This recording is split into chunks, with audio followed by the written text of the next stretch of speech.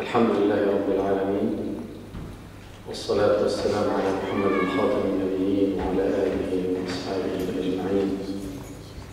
اللهم لا سهل إلا ما جعلته سهلا، وأنت تجعل الحزن إذا شئت سهلا. أحمد الله عز وجل أن جمعنا في بيت من بيوته نتدارس فيه كتاب الله عز وجل ونتلمس فوائده، علنا نكون من المكتوبين في قوله صلى الله عليه وآله وسلم: ما اجتمع قوم في بيت من بيوت الله يتلون كتاب الله ويتدارسونه فيما بينهم إلا نزلت عليهم السكينة وغشيتهم الرحمة وحفتهم الملائكة وذكرهم الله في من عنده. نسأل الله العظيم أن يجعلنا منهم. ولقاؤنا اليوم مع الشباب الذين حضر قلة منهم وغاب كثيرون، على أن هذا اللقاء لعله يكون مؤسسا لكثيرين ممن درجوا على هذه الدعوة ومشوا فيها واختطوا لنفسهم هذا الطريق السويد الذي هو طريق الإسلام وصراط الله المستقيم. وإن دور الشباب في القرآن الكريم وفي السنة المطهرة وحتى في التاريخ دور عظيم جدا. فالله عز وجل في كتابه ضرب لنا أمثلة كثيرة، جماعات وفرادى، عن الشباب ونهضتهم ودورهم في إصلاح المجتمع والأمة، وأن منهم من كان داعية إلى الله، وأنه كان منهم النبيين والصديقين وغير ذلك. فكان مما قصه تبارك وتعالى لنا في سورة الكهف قصة أصحاب الكهف الذين اعتزلوا قومهم حين لم يستطيعوا أن يجاهروا بدعوتهم وأن يرفعوا شعائر دينهم، فوصفهم الله تبارك وتعالى بقوله: إنهم فتية آمنوا بربهم وزدناهم هدى. وضرب الله مثلا بين الأنبياء ومن كان على أبواب النبوة، وهو إبراهيم عليه السلام، أيضا ضربه مثلا للفتية الذين يسعون إلى إقامة الشرع وتثبيت أركان التوحيد. ولذلك قال قومه لما كسر أقسامهم: قالوا سمعنا فتى يذكرهم يقال له إبراهيم. وكان إبراهيم حينها صغيرا ولم يبلغ 20 من عمره، ولكن كان في 14 عاما حينما جاهر بدعوته ووقف أمام قومه وسفه أحلامهم وكسر أصنامهم وحاججهم في الله عز وجل، وذكر لهم كيف يكون الاستدلال على وجود الله تبارك وتعالى، وأنه لا معبود إلا إياه، وأن ما كانوا عليه من الأصنام محض شرك ووثنية لا يقر به عقل ولا يستقيم في ميزان. وكذلك نجد في القرآن أيضا نبيا وصفه الله عز وجل بأنه كان صبيا، فقال: وآتيناه الحكم صبيا، وهو زكريا ابن يحيى، أو هو يحيى ابن زكريا عليهما السلام. وبهذا نجد أن القرآن الكريم ضرب لنا أمثلة عن الفتى والصبي والشاب المسلم إذا كان على منهج صحيح وطريق قويم، ما يمكنه أن يصنع، يمكنه أن يجابه قومه، يمكنه أن يفر بدينه، يمكنه أن يترقى وهذا قبل نبينا محمد صلى الله عليه وسلم إلى درجة النبيين.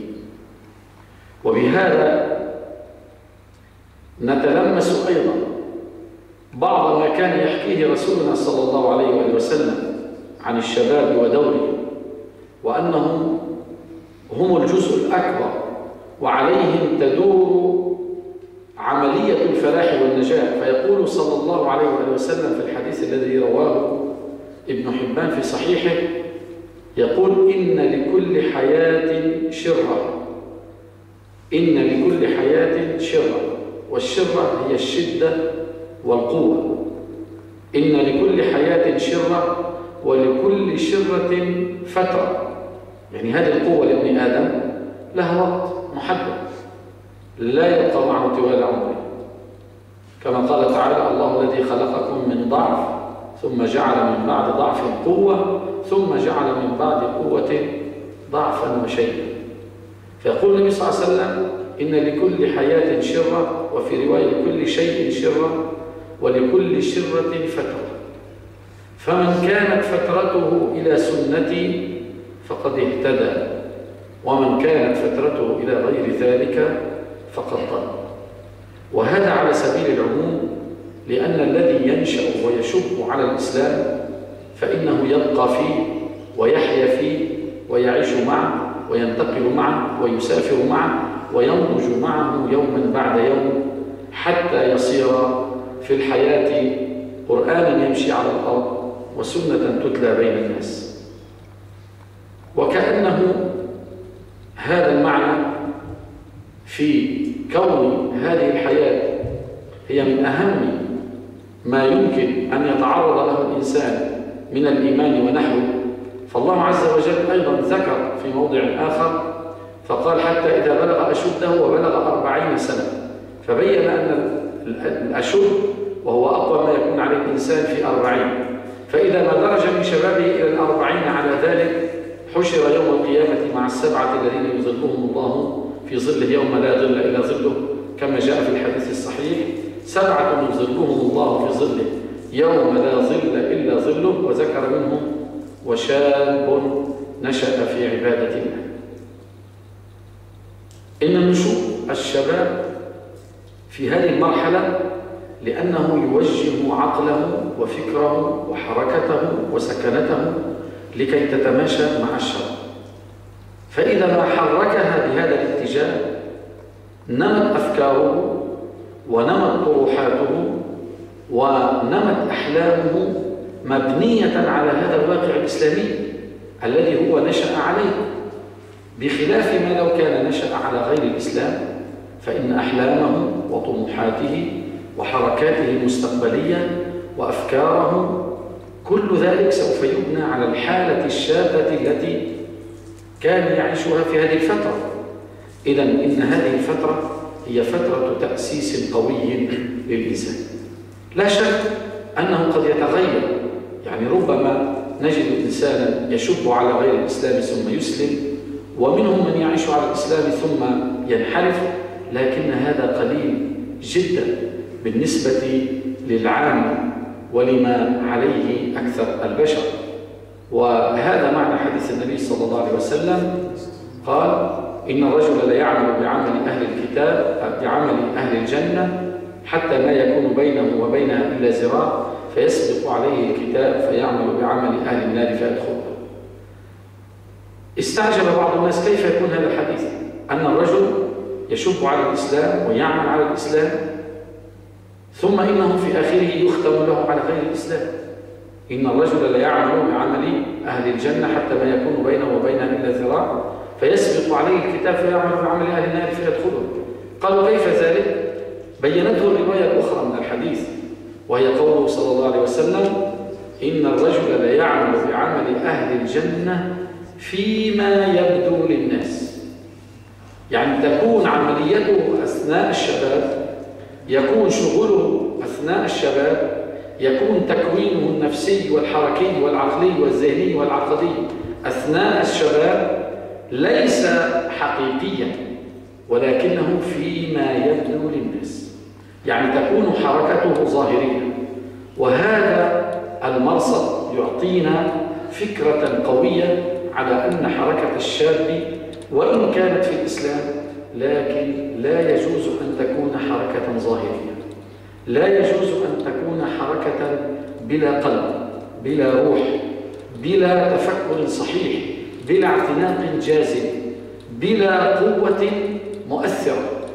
يجب أن تكون حركتنا في الشباب حركة قوية ثابتة مؤثرة جذبة لها روح ولها اعتناق، حتى يعيش الإنسان هذه الحالة فتدخل في أعماقه، ثم من خلالها يتحرك إلى ما بعدها. وهنا يحصل التأثير ويصدق فينا عندها حديث النبي صلى الله عليه وسلم: إن لكل شيء شرة ولكل شرة فترة، فمن كانت فترته إلى سنتي فقد اهتدى، ومن كانت فترته إلى غير ذلك فقد ضل. والشباب أيها الإخوة بالنسبة للمجتمع هم الطائفة الأغلب، فإذا ما أخذنا أعمار الأمم وأسنانهم من ولادتهم إلى سن 20 وما بعدها بقليل، فإنهم سوف يكونون أكثر من نصف المجتمع في كل الشعوب، إلا في بعض الشعوب الغربية الذين يعني لا ينجبون من الأولاد إلا بعددهم، فالرجل والرجل والمرأة ينجبان ولدا أو ولدين أو ولدا وابنا أو ولدا وابنة، فإن مثل هؤلاء في الغالب يكون النصف. أما في البلاد العربية فإن الغالب أن هذه الأعمار وهذه الأسنان من 1 إلى بضع وعشرين تكون فوق 60 إلى 70%، وهذا يدل على أن أكثر المجتمع إنما يبنى على هذه الطائفة، وأن هذه الطائفة هي المحرك الأول له.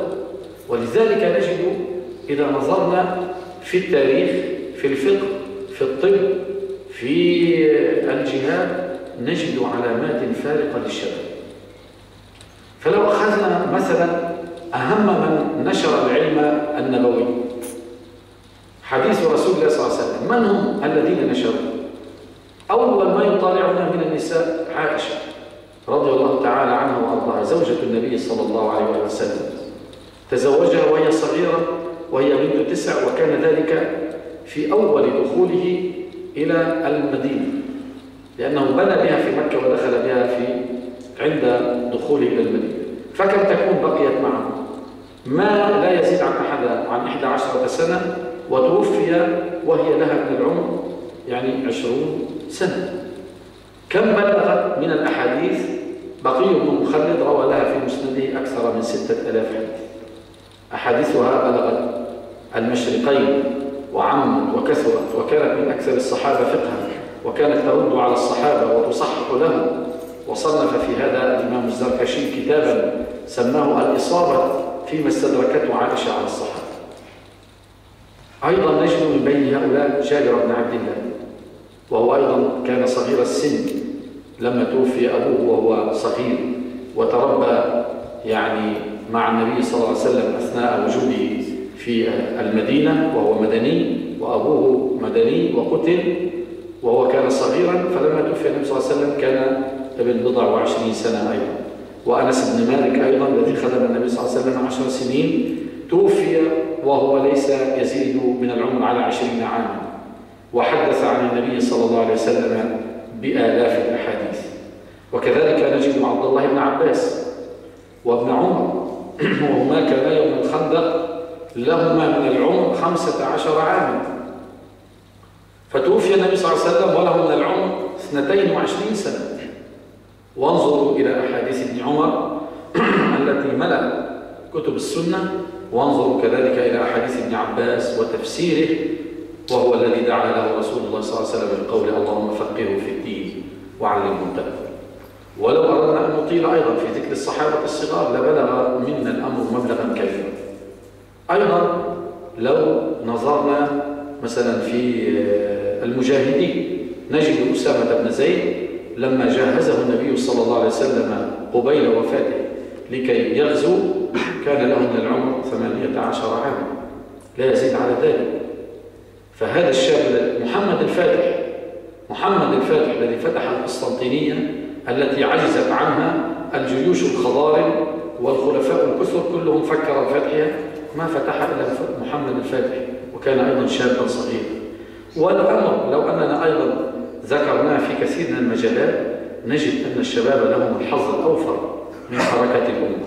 الآن في عصرنا بغض النظر عن نظرتنا إلى هذا الربيع العربي مع حسناته وسيئاته، من الذي قام به؟ إنما قام به الشباب. الأمة لا تنتفض إلا بشبابها. شيبها مضى عليهم الزمن وقلت حركتهم، لهم من الخبرة ولهم من العلم ولهم من الحكمة، لكن الحركة الأساسية إنما تقوم على الشباب. لذلك لا يستخفن أحدكم بدور الشباب في هذه الأمة، ولا يقولن إن الشباب يعني يمكن أن تتحرك الأمة بدونهم، لكن الأمة تتحرك معهم وبهم وفيهم إن كانوا هم على قدر هذه المسؤولية، وإن عرفوا الأمر الذي هو يكون بهم ولا يكون بغيرهم. لو درسنا مثلا سيرة محمد الفاتح نجد أنه وهو ابن 9 سنين كان يخطط لفتح القسطنطينية، عاش مع حلمه وخطط له وجهز ودبر فنجح. كذلك الشاب المسلم إن لم يخطط ويدبر ويجهز ويعمل على صناعة نفسه أولا فإنه لا يمكن أن يكون ناجحا في هذا المجتمع، ولا يمكن أن يؤدي دوره الذي هو مطلوب منه. ونحن نرى الشباب الذي يذهب هنا وهناك هذا لا يشكل شيئا بالنسبة للأمة. الأمة ما يشكله لها من شبابها هم الذين يعيشون حياتها، يعيشون حلمها، يعيشون شريعتها، يعيشون قرآنها، يعيشون سنتها. هؤلاء هم الذين تبنى عليهم الأمور وتتوجه بهم الحركات وتتغير بهم الأحوال بعد أمر الله تبارك وتعالى. لذلك ولا أريد أن أطيل عليكم، فإن موضوع الشباب موضوع كبير جدا وموضوع مهم جدا ويجب العمل عليه. والنبي صلى الله عليه وسلم كان يتفقد الشباب من أصحابه كثيرا ويسألهم عن أحوالهم، يزور مريضه، ينصح جاهلهم أو يعلم جاهلهم، حتى نشأ منهم هذا الرهط العجيب الذي ملأ الدنيا حكمة وعلما وأدبا وسلوكا حسنا تقر به عيوننا، وكان نقطة مضيئة في صفحات هذا التاريخ. وحتى نختم فإنني أتوجه إلى الله عز وجل أن يجعلكم ويجعلنا معكم من الذين مشوا على هذا الشرع وعملوا بما فيه وبمقتضاه وتدبروا ما فيه وجعلوا أنفسهم جنودا لهذا الدين، لأننا بهذا الدين إنما نقوم معه. فإذا ما قام الدين قام شبابه، والإسلام لا يقوم بدون شبابه ولا يمكن أن يقوم بمفرده. لذلك فإن الخير الذي يعم من خلال قيام الدين إنما يعم على جميع الأمة، على أبيك إن كنت شابا، وعلى ابنك إن كنت متزوجا، وعلى أختك وعلى والدتك. فالخير العميم إنما مرده إلى جميع الأمة وليس لفرد واحد منها. نسأل الله العظيم أن يجعلنا من هؤلاء. وأفتح المجال للسؤال عن بعض الأمور التي ربما تريدون أن تسألوا عنها.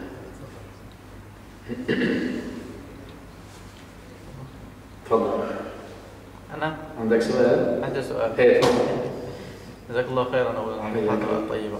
ذكرت يا شيخ أهمية بناء الشخص نفسه، نعم، والتخطيط لأهدافه وكذا، بس شو هي الخطوات الأولى الذي يجب على الشاب القيام بها؟ أحسن. طبعا ككل الأمور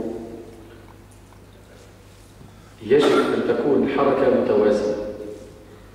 المرء بنفسه بمفرده لا يستطيع أن يقول أنه اعتمد فقط على نفسه وعلى علمه وفهمه وقراءته مثلا، وكذلك لا يمكن لشخص آخر وإن كان مساعدا أو شيخا أو أستاذا أو صديقا أو أبا أن ترمي عليه كل الحمل، فهو الذي سوف يقوم بصناعة هذا الشيء. الشاب يصنع بالأمرين، بحركته الذاتية وبحركة عنائية تكون ممن حوله، من يعتني به، إن كان هذا المعتني به من أب أو شيخ أو معلم أو صديق وفي أكبر منه. لأن التعلم وصناعة الشخصية تحتاج من جهة إلى اطلاع ومعرفة، ومن جهة أخرى إلى تصحيح وتصويب. يعني الإنسان عندما يريد أن يبني نفسه، مثلا قرأ كتابا يريد أن يطبق هذا الكتاب، قد يحصل في مفهومه خطأ وقد يحصل في سلوكه خطأ، يجب أن يكون في المجتمع من يسدد ويصوب له هذا الخطأ. فالتعليم مبني على هاتين الطائفتين، وكما قال أحدهم: قال أقرن برأيك رأي غيرك واستشر، فالأمر لا يخفى على اثنين، للمرء مرآة يرى فيها وجهه ويرى قفاه بجمع مرآتين. فالإنسان حتى لا يخطط لنفسه خطا ربما يكون شاذا، ربما يقرأ كتابا أو فكرا أو عقيدة أو مثلا يغرم بشيء ما مثلا، ويحصر موضوع التلقي والتعلم في هذا الجانب. هنا قد تحصل الإشكالية. فالإنسان هو عليه أن يسعى بنفسه، وأيضا عليه أن يعرض نفسه على غيره حتى تكون الصناعة مراقبة، حتى تكون الصناعة لها مرآتها، حتى تكون الصناعة لها من يوجهها، من يحسنها. إن حصلت فيها ثغرة سد، وإن حصل فيها بعض الانحراف جلس، وإن كان فيها بعض مفهوم الخطأ شرح وبين. لذلك لا بد من اجتماع هاتين المسألتين، وهي الجهد الذاتي والجهد الخارجي المقوم للجهد الذاتي. لكن بكل بساطة الأمر الأكبر هو يعود على المجهود الذاتي. المجهود الذاتي يبدأ بتعلم القرآن وما يمكن أن يفهمه، والسؤال على ما لا يفهم، أن يتعلم من السنة أيضا. والآن الكتب منتشرة، وفي الإنترنت كل كتاب يمكن أن في مثلا ندوات التواصل الاجتماعي، هناك ملتقى مثلا أصحاب الحديث، هناك ملتقى أصحاب الفقه، هناك ملتقى أصحاب التفسير. يمكن أن تسأل أي سؤال لهؤلاء وهم بالآلاف في هذه المنتديات على الإنترنت، يجيبونك إذا كان مثلا تبحث عن مسألة أو موضوع ما. أيضا يعني غير القراءة الإنسان يحتاج إلى نمط آخر في السلوك، يعني بمعنى يجعل له مثلا أعلى شيخا للمسجد، والدا، صديقا لوالد، رجلا صالحا في المجتمع أيضا يقتدي بسلوكه حتى يحصل التوازن بين العلم والسلوك. لأن بعض الناس تجدهم على علم ولكن بلا أخلاق، لأنهم لم يتعلموا السلوك وإنما تعلموا فقط العلم البحث مثل الرياضيات. لا، نحن علمنا سلوك، كما قالت عائشة رضي الله عنها لما سئلت عن خلق النبي صلى الله عليه وسلم قالت: كان خلقه القرآن. القرآن أنت يعني تتعاطى القرآن، تتكلم كما يتكلم القرآن، تجادل كما أمر القرآن، تنظر كما أمر القرآن، لا تحضر المجالس كما أمر القرآن إلى آخره. فأيضا إذا من التوازن في الشخصية وصناعة الشخصية أن يكون لك قدوة حسنة، شخص أو إمام أو رجل صالح أيضا تقتدي به في موضوع السلوكية. بعض الناس قد يستغني عن ذلك، هذا ليس بالضرورة لكل الناس، لكن العامة تحتاج إلى ذلك. الأفزاز القلة من الشباب أو من غيرهم من يمكن أن يصل إلى حالة مرضية من غير أن يكون له إنسان يتأثر به. فالصناعة إذن ملخصها بأنها اجتهاد شخصي. هذا الاجتهاد منقسم إلى قسمين: قسم علمي وقسم سلوكي، ولا بد من الطرف الثاني وهو الجهة المصححة أو المرآة التي يعني تكون على اطلاع مفصل بحركاتك وسكناتك وتوجه لك النصائح والتوجيهات في حال حصل منك خلل.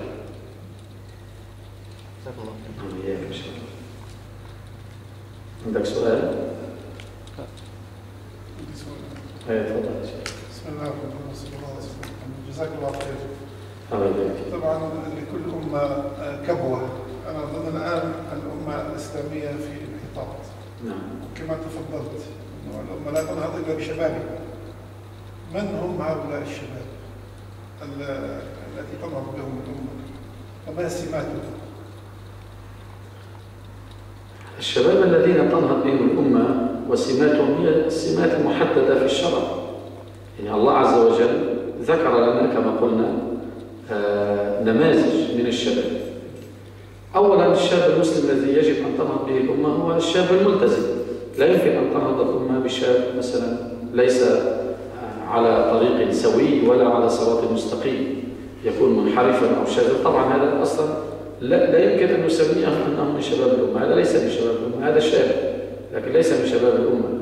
هذا شاب فقط مقطع على السطر، يعني عنده شكل الشباب ولكن هذا غير تابع للأمة إذا كان بهذا الانحراف. طبعا نحن مطالبون بتحصيله وتحسينه وإرشاده ونصحه وكذا إلى آخره، لكن على مثل هذا وهو في هذه الحال لا يمكن أن تكون. إذا الأمر الأول الصفة الأولى أن يكون شابا ملتزما. الصفة الثانية بعد الالتزام أن يحصل هناك تعاون وتلاقي بين الشباب، يعني لا أن يفعل كل شاب فعله بمفرده. كل إنسان منزوي في مكان في موقع، لا يوجد هناك تواصل، لا يوجد تلاقح للأفكار، لا يوجد تجمعات للقيام بنشاطات وأعمال على مستوى التجمع، لأن الإنسان يقوم بالعمل على حسب مقدرته، فمقدرة الواحد غير مقدرة الجماعة، غير مقدرة الحي، غير مقدرة أهل البلد، غير مقدرة الأمة. فهم أيضا إذن من الناحية الثانية بعد السلوك الحسن هم مطالبون بالتلاقي والتجمع. ومن هنا يعني نرى أن الإسلام لما حض على الكثير من الجماعات والمسجد، وكثير من الفقهاء أوجب صلاة الجماعة في المسجد، من أغراض هذا أن يلتقي هؤلاء الناس وأن يجتمعوا فيما بينهم وأن ينظروا ما الذي هم محتاجون إليه، ما هي المشكلة الواقعة التي تتطلب حلا حوارا، كيف يمكن أن تتكاتف الأيدي، كيف يمكن أن توزع المهام. نحن نعلم أن الكثير من المهام يحتاج إلى عدد كبير من الناس، فإن لم يكن هناك تلاقي وحوار ومناقشة كيف يمكن أن توزع المهام على هؤلاء؟ كلهم يذهب، يعني مثل واحد مثلا بده يعمل طبخة كلهم بيروحوا لقشروا بطاطا، ما بيمشي الحال. يعني يجب توزيع المهام. إذا هذا توزيع المهام يحتاج إلى لقاء وإلى حوار وإلى مناقشة، وبعد ذلك توزع. إذا الفكرة الثانية هي موضوع التلاقي والحوار والنقاش بعد الالتزام. الموضوع الثالث هو موضوع القيادة. يعني أيضا لا يكتفي أن يجتمع الشباب في مكان ما ويتلاقون ويتحاورون من دون تنظيم، لا أقصد تنظيم يعني حزبا، لا، يعني يكون في إدارة للتلاقي مثل أي جمعية مثل أي مؤسسة. فأيضا هذا أمر مهم لهؤلاء الشباب الذين يمكن أن تنهض بهم الأمة. إذا حصلت هذه الأمور الثلاثة التي هي أسس، هناك أمور كثيرة لكن فرعية. الأمر الأول هو الالتزام بالشرع من هذه الشباب، الأمر الثاني هو التلاقي والحوار بين الشباب، الأمر الثالث هو إدارة حركة هؤلاء الشباب.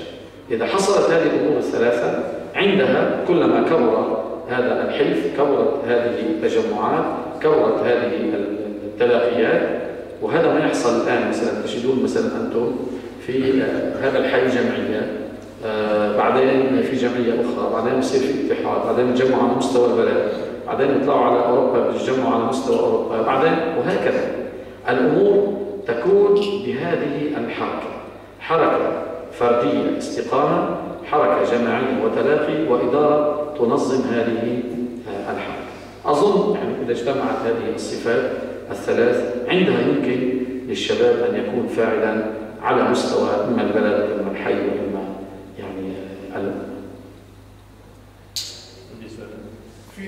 فينا نضيف يعني حمل هم هذه الأمة. يعني كان إذا قلنا صلاح الدين محمد الفاتح كان يحملنا هم هذه الأمة حتى تصلوا. كما قلنا في البداية أنه لما اشترطنا أن يكون يعني هو مسلم ملتزم، نعني بالالتزام من جملة ما نعني بالالتزام، نعني أن يكون محافظا، نعني أن يكون مهتما، لأن كما جاء في الحديث من لم يهتم بأمر المسلمين فليس منهم، كما في حديث الطبراني في معجمه.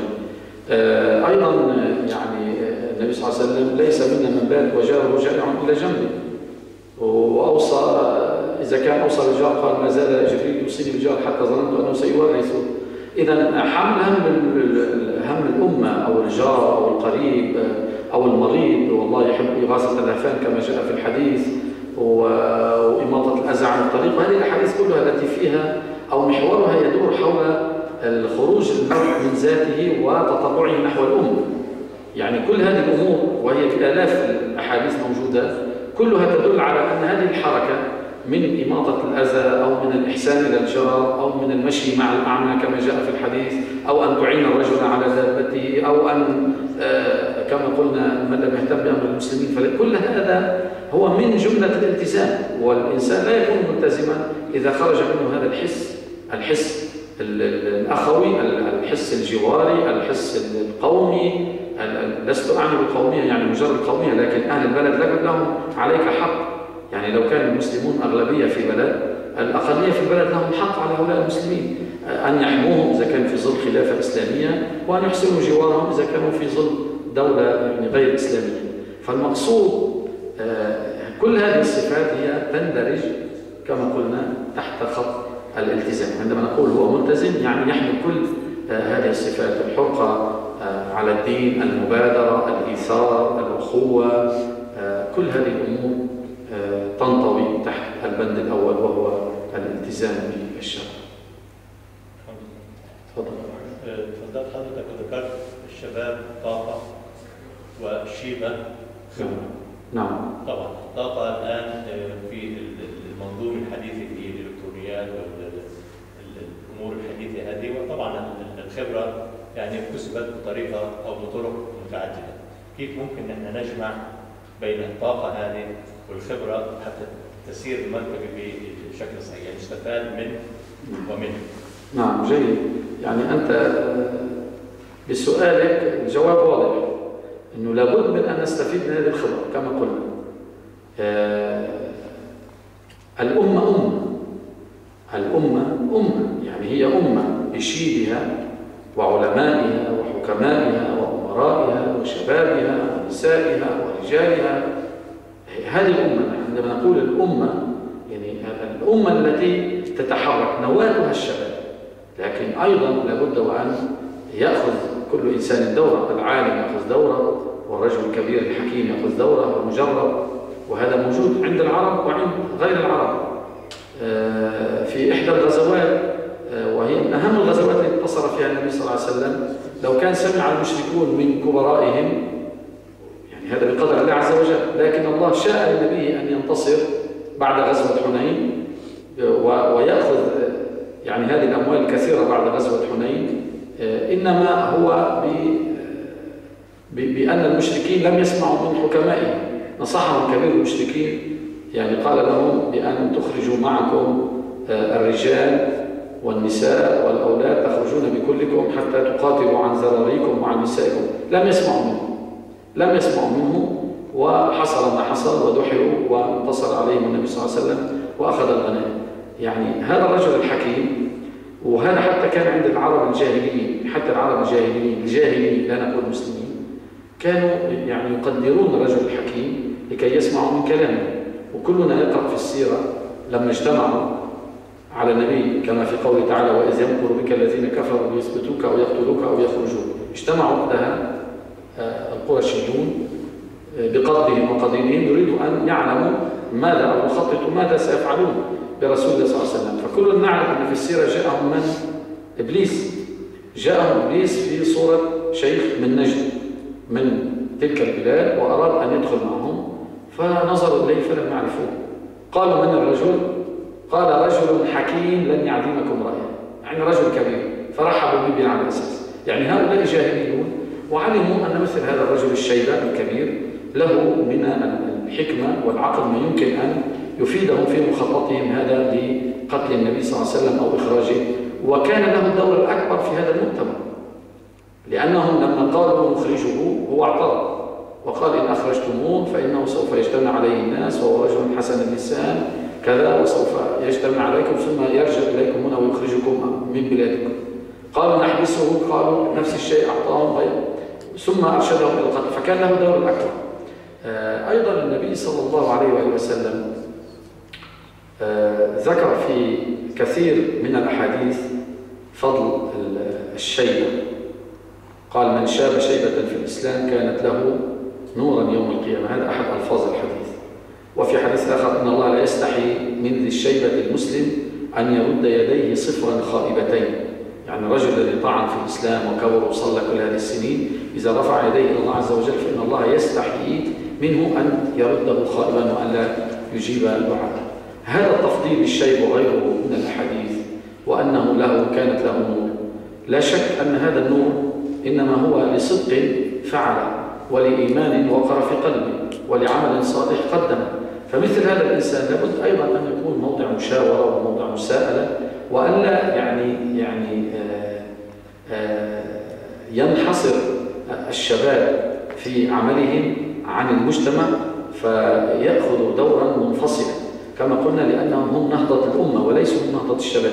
فعليهم أن يكونوا متصلين مع كل نخب المجتمع، مع مفكريه، مع علمائه، وطبعا نحن نعني بالشيوخ يعني من له حكمة، وليس الشيخ يعني فقط الكبير في السن. بعض الكبار في السن يكونوا خرفوا ما لنا على فيهم، لكن المقصود من كان له حكمة ومن كان له علم ومن كان مجردا.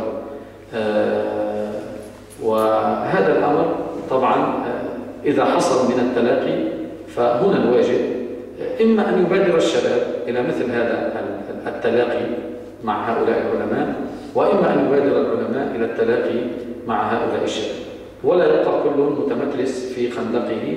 الكبير يقول هؤلاء أولاد صغار وأنا مالي لهم، والصغار يقولون هؤلاء الشيب راح زمان ولا ونحن هلا أفهم منهم العصور.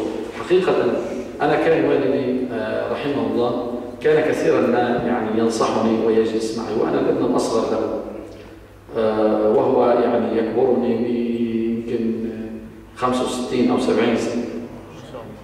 فيعني أتيت في آخر أولادي، يعني نحن 12 أخ، فكان يحبني كثيرا مثل ما بقول آخر الأنفس، وكان يكلمني بنصائح. والحقيقة أنا كنت أقول يعني أنا كيف يمكن أن يستقيم ما أريد أن أصنعه مع والدي الذي هو يكبر مني بأكثر من 60 عام، وأقول كيف يمكن أن نصائحه التي كانت في زمانه كيف يمكن أن تكون صالحة لهذا الوقت الذي أنا أعيش فيه. صدقوني بكل صراحة بعد هذا العمر أنا سنة بعد سنة وعقدا بعد عقد أرجع فأقول لقد كان مصيبا في نصائحه التي كان يعطيني إياها. لا ننسى أن هذا الرجل الكبير هو كان مثلك في يوم من الأيام وجرب تجربتك. كثيرون منا ينظرون إلى والدهم وأنه ولد عمره 70 سنة، ما كان في يوم عمره 50 ولا 40 ولا 30 ولا 20 ولا 10. لا، والدك تربى كما تربيت. هذه المراحل التي تمر فيها كلها مرة، كلها يعرفها يعلمها، ينظر من عينيه يعلم ما يدور في ذهنك. لا تنظر إليه نظرة ذاك الشاب أو ذاك الشيبة الكبير المنعزل عن المجتمع الذي لم يعد يفهم في الحياة. لا، ثم أنت هذه الحياة التي عشتها أيضا هو عاشها. يعني أنت عندما كنت في 15 وصلت إلى 20 هو كان ميت، هو كان موجود وكان يعيش وكان يرى وكان ينظر وكان يفكر، لكن كان ينظر إليها بعين الحكيم، وأنت تنظر إليها بعين الشاب، وطموحات الشاب غير طموحات الكبير، شهوة الشاب غير شهوة الكبير، أحلام الشباب غير أحلام الشيخوخة. هذا فارق، لكن فهم المجتمع لا. الكثيرون من الكبار يفهمون المجتمع أكثر من الصغار، لذلك يجب أن لا نستغني عن هذه الطاقة وعن هذه الخبرة ونوجهها ونضعها في موضعها حتى تستقيم أمورنا اللاحقة، وحتى يحصل التكامل بين المجتمع. التكامل هو الجزء الأكبر. لذلك نجد حديث النبي صلى الله عليه وسلم وحديث مهم في الجهاد الذي يمنع فيه الجهاد من غير إمام، يمنع فيه الجهاد من غير إمام. إذا كان الجهاد الذي هو أعظم أمور الإسلام لا يمكن أن يكون إلا بإمام. هذا الإمام في العادة يكون يعني إنسانا مجربا، إنسانا حكيما. فلذلك موضوع التواصل والتلاقي والتقبل والتحاور والاتصال بين هاتين الفئتين، فئة العلماء والحكماء وكبار السن وفئة الشباب، هو أمر لازم ضروري لا بد منه حتى كما قلنا يعني تكتمل الدائرة ونجمع بين العقل والقوة، لأن الشباب يمثلون القوة والشيوخ يمثلون العقل ويمثلون الحكمة. والقوة بلا عقل يعني ضعيفة، والعقل بلا قوة كما قال علي لا رأي لمن لا يطاع. فلذلك يجب الجمع بين يعني هاتين القوتين.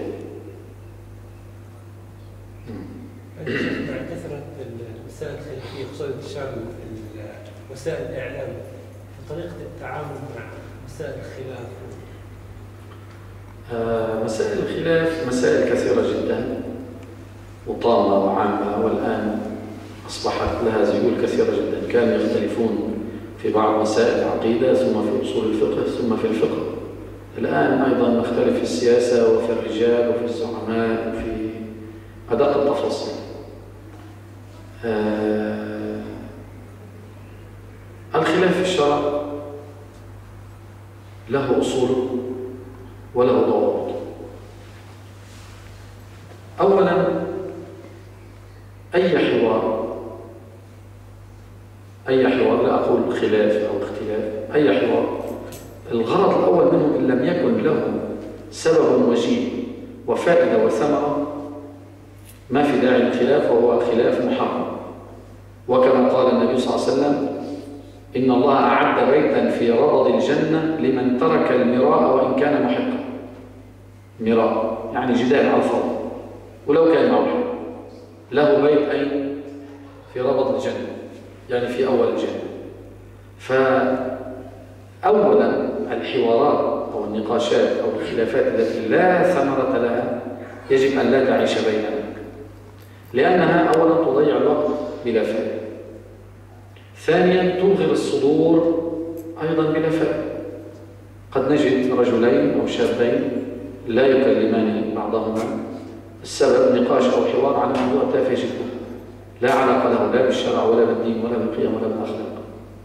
يمكن اختلفوا وياه على ليفربول وتشيلسي، أو يمكن على شخصية معينة بيفهم أو ما بيفهم، أو مثلا يعني تفاصيل ليست بالمهمة.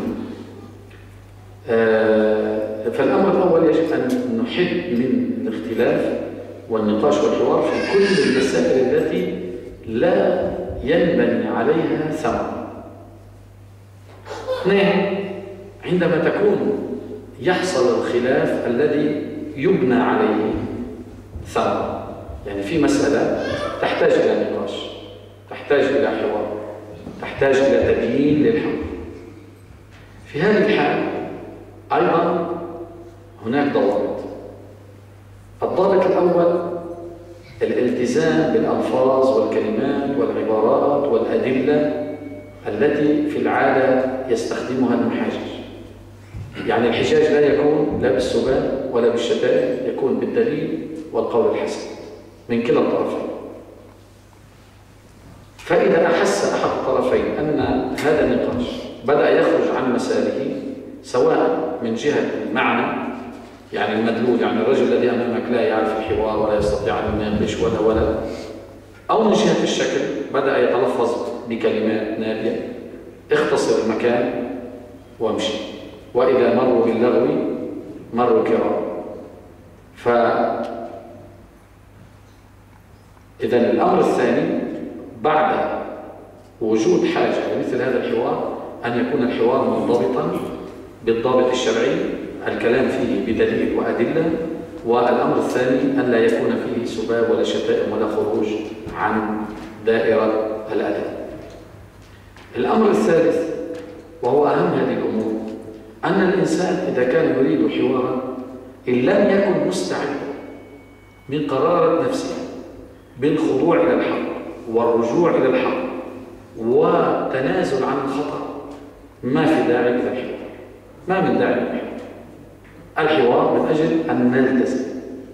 ولذلك نجد أكثر عبارات الأئمة يقولون، وهم تعبوا في الاجتهاد والفقه، يقولون الذي نحن عليه حق ويحتمل الخطأ، والذي عليه غيرنا خطأ ويحتمل الصواب.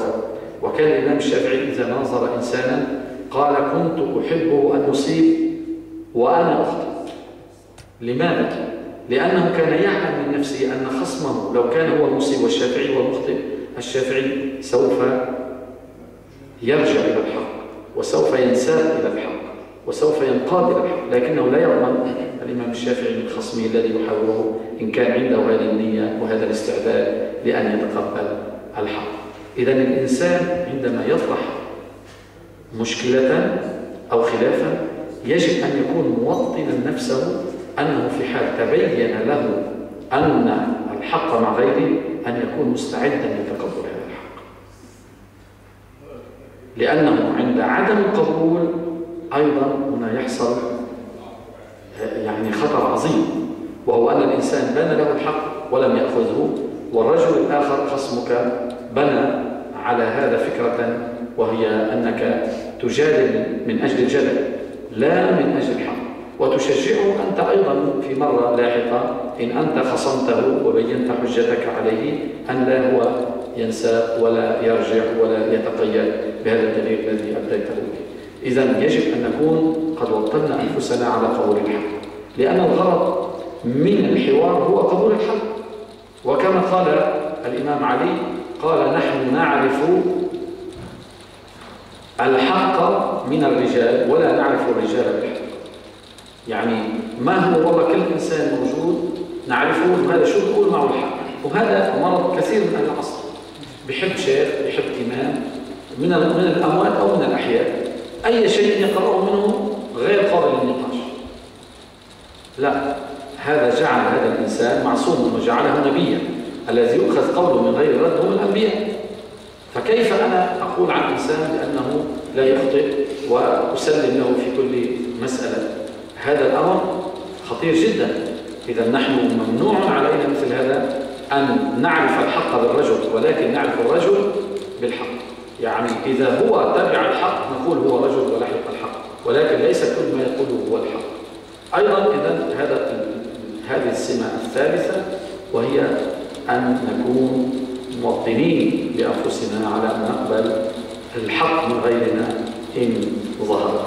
هذه النقاط الثلاث في الحقيقة لو كانت اجتمعت في أي حوار بهذه الطريقة فإننا سوف نوفر على أنفسنا الكثير من الخصومات التي ظهرت في مجتمعاتنا نتيجة لتغيير هذه الميز وهذه الضوابط والدقائق في موضوع الحوار بين الأشخاص.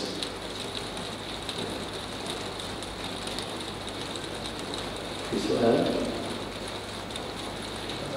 في سؤال. تفضل. شيخ، هل من نصيحة للمتزوج الجديد؟ نعم.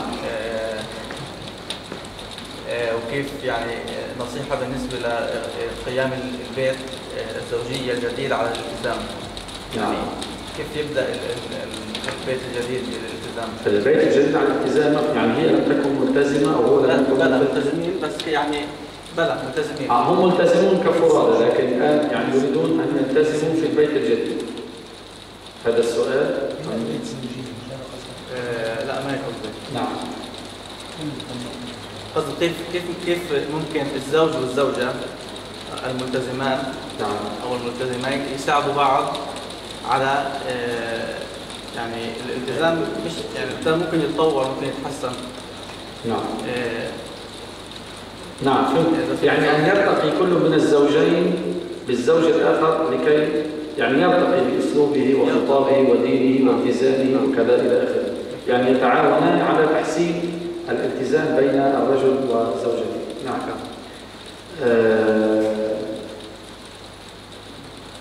الله عز وجل يقول: واتقوا الله ويعلمكم الله. ويقول تبارك وتعالى: والذين جاهدوا فينا لنهدينهم سبلنا وإن الله لمع المحسنين.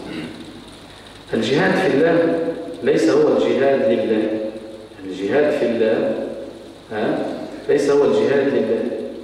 هذا موضوع في اللغة العربية طويل نحكي عنه دائما، اللي هو اسمه التضمين: جاهد فيه وجاهد لي وجاهد من أجل وجاهد. هذا موضوع لغوي، لكن الخلاصة أنه هذا غير هذا. الجهاد في الله أن تكون ملتزما بما أمر الله. والذين جاهدوا فينا لنهدينهم سبلنا. الذي يلتزم بما أمر الله فإن الله سوف يهديه سبله وإن الله لمع المحسنين. بمعنى أن الرجل والمرأة في البيت كلما طبق ما علم وما عرف فإنهما سوف يرتقيان. واتقوا الله ويعلمكم الله. الالتزام من قبل الزوجين بما فرض الله على كل واحد منهما هو العامل الأول في تقوية الالتزام بين الرجل والمرأة. وكلما فرط الرجل الزوج أو الزوجة، وهي الزوج أيضا في اللغة، إذن هنا يبدأ الخلل، وبدل أن نرتقي وأن نعلو بالتزامنا فإننا سوف نبدأ بالتراجع إلى الخلل. إذن القاعدة الأولى في الالتزام هو الالتزام بمن عليه. هذا الالتزام كما أخذ الله عهدا على نفسه: والذين جاهدوا فينا لنهدينهم سبلنا. ما دمت أنت مجاهدا في الله عز وجل فإن الله سوف يرتقي بإيمانك. من تقرب إلي شبرا تقربت إليه ذراعا، ومن تقرب إلي ذراعا تقربت إليه باعا، ومن أتاني يمشي أتيته هرولا. هذا عهد من الله عز وجل. كل ما الإنسان تقرب إلى الله عز وجل فإن الله عز وجل يقربه إليه. إذن هذا العامل الأول في الارتقاء. العامل الثاني في الارتقاء هو الحقيقة التسامح بين الرجل والمرأة. بعض الناس مثلا أنا أخرج كثيرا إلى الدعوة الله عز وجل. هناك مثلا ربما المرأة في البيت تقول: هو يخرج كثيرا، لا تصبر على خروجه وأنه لله، لا يعني تتلمس له العذر في بعض الأمور التي يقوم بها، وهي أمور صحيحة بالنسبة له، لكن بعض الأحيان يكون هناك شيء من أنانية لدى أحد الزوجين، إن هذا الأمر جيد بالنسبة له لكن بالنسبة لي يعني غيره أحسن منه، فيقف عائقا بين الزوج وهذا المكان الذي يريد أن يرتقي به. يريد أن يقرأ مثلا القرآن أكثر، مثلا صار لك زمان عم تقرأ، أو يقرأ كتابا في الفقه كذا، أو مثلا يذهب إلى ندوة. اليوم الشباب روحوا على هذا، لا نروح نحضر العرس، نروح نعمل هون، ما لنا شغل. هذا الأمر هو يعني في إشكال وعدم ترقي، ولذلك نجد في القرآن آية عجيبة جدا في هذا المجال، وهي أن الله عز وجل لما قال: وأصلحنا له زوجه، قال: إنهم كانوا يسارعون في الخيرات. ربط موضوع إصلاح الزوجة بموضوع المسارعة في الخيرات. يعني عندما الرجل يسارع في الخيرات في خارج بيته فإن الله عز وجل يصلح له زوجته. الإصلاح هنا طبعا عند أكثر المفسرين هو أنها لم تكن تنجب وأصبحت تنجب، لكن كما يقول المفسرون: العبرة بعموم اللفظ لا بخصوص السبب. فإذا الآية عامة، ومعناها أن الإنسان إذا فعل من الخيرات وفعل من الصالحات فإنه سوف يكون في بيته كما أمر الله عز وجل، وأن الله سوف يصلح له زوجه. وأيضا بالنسبة للزوجة سيصلح الله لها زوجة تخرج مثلا لتسمع محاضرة، لتلقي كلمة بين النساء، زوجها يأتي إلى البيت لا يتضجر اليوم في الأسبوع، لم يجد له غداء، لم يجد أموره كما يحب ويشتهي. إذا هذا العنصر الثاني وهو عنصر المسامحة، عنصر المسامحة بين الرجل والمرأة، وأن لا يكون الإيثار غائبا عن البيت، لأن غياب الإيثار عن البيت من أهم المعامل التي تهدمه، لأنه لا يمكن الإنسان أن يصل إلى حقه كاملا. لابد من وجود التسامح، لا سيما مع أن الذي يفرض قانون التسامح هو عبدك أنت. يعني أنت تظن أن هذا من باب المسامحة، وأنت تظن أن هذا من الحقوق التي، لكن هو قد لا يكون من الحقوق التي لك. فإذا أنت افتعلت مشكلة لا نقع لها، ما الحل؟ هو التسامح. والله أنا أعتقد أن هذا، لكن أنا يعني مسامح وأدرب نفسي، حتى لو كنت عم تسامح ببلاش وما في مسامحة، أنت ما لك حق، لكن أدرب نفسي هذا ولي الأجر فيه. إذا الأمر الأول هو التعاون والمساعدة والمساندة والقيام بما أمر الله عز وجل، كل هذا يرتقي. والأمر الثاني في المسامحة بين كلا الطرفين لكي يعني يرتقي كل منهم بحسب المكان الذي يريده، لأننا نعلم أن النفوس تختلف. النبي صلى الله عليه وسلم جاء إنسان وقال: يا رسول الله ما أحب الأعمال إلى الله؟ قال: الجهاد في سبيل الله. جاء إنسان آخر قال: ما أحب الأعمال إلى الله؟ قال: الصلاة على وقتها. جاء ثالث قال: بر الوالدين. كل واحد بحسب حاله أخبره النبي صلى الله عليه وسلم، يعلم أن هذا الرجل هذا الأمر بالنسبة له. كذلك موضوع الطاعات في البيت، قد أكون أنا مثلا أحب حضور المحاضرات، هي تحب الصلاة، لا ألزمها بأن تذهب إلى المحاضرة ولا تلزمني بأن أصلي في البيت. يعني كل منا يأخذ المكان الذي يشعر أنه يرتقي به من غير أن يلزم الطرف الآخر. أنا لا يمكن زوجتي لو جلست تتفكر يرتقي بإيمان من غير أن تعمل شيء، من غير أن تصوم أو تصلي النافلة أو مثلا تقرأ كتابا. فلذلك أيضا هذا الأمر أن يعطي لكل واحد من الزوجين للزوج الآخر فرصة الارتقاء بدينه بالوسيلة التي يحبها والطريقة التي يعني هو يجدها مناسبة له. هذه الأمور وقد يكون هناك غيرها من الأمور التي تساعد على الارتقاء بالدين بين الرجل والمرأة.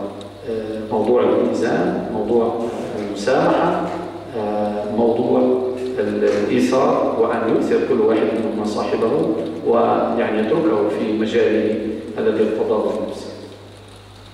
نعم. حياكم الله. أهلا وسهلا بالشباب، شرفتونا. نأمل مرة أخرى أن تكونوا أكثر. أنا ما أهتم بالعدد، يعني بعض الناس يهتمون بالأعداد. إذا ملأ المجلس مليان بيحاول يفتح الباب ويمشي، يقول لهم أنتوا لا يهدي الله بك رجلا واحدا خير لك مما طلعت عليه الشمس، في رواية خير لك من حمر النعم. وأكثر الأئمة الذين نبغوا في التاريخ كان لهم هو شيخ وكان له تلميذ. عند الصوفية حصل هذا، وعند السلفية حصل هذا، وعند الفقهاء حصل هذا. غالب الفقهاء الذين نبغوا في التاريخ كان لهم شيخ والشيخ ما كان له هذا. ومن عصرنا الحديث نعلم ابن عثيمين رحمه الله مجدد هذا العصر في العلم كان شيخ عبد الرحمن السعدي. الشيخ عبد الرحمن تقريبا ما كان عنده غير ابن عثيمين، وابن عثيمين ما كان عنده غير الشيخ عبد الرحمن. القشيري أيضا في الصوفية كان له تلميذ، وهذا التلميذ ساد الدنيا عند المتصوف مثلا. ابن تيمية وابن القيم، ابن القيم ما كان له شيخ غير ابن تيمية. فالمهم أن هذه الأمور يعني العدد، لكن نحن من حرصنا على الخير نتمنى أن يكون العدد أكثر من ذلك، إلا أن يعني كما قلنا الخيرة تحصل والأجر يحصل بإذن الله عز وجل. نسأل الله أن يكون كتب لنا من الحسنات ما يثقل موازيننا يوم نلقاه. وصلى الله وسلم وبارك على عبده ورسوله محمد صلى الله عليه وسلم وعلى آله